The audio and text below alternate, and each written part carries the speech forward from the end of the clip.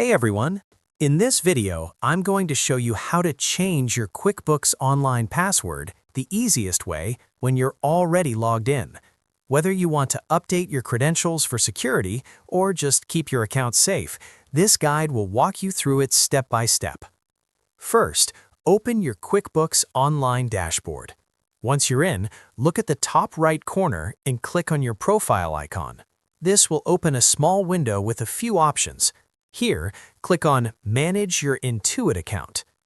Next, QuickBooks will ask you to verify your identity. You can either enter your current password or choose the option to email a code to your registered email address. Once you enter the password or code, your account will be logged in and you'll see the account management interface. Now, find the Change Password button on the right side and click it.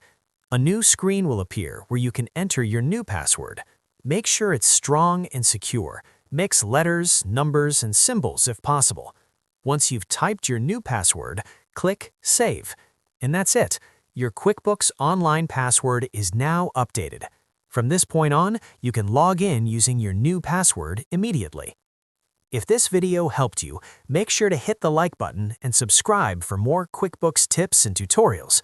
Thanks for watching, and I'll see you in the next video.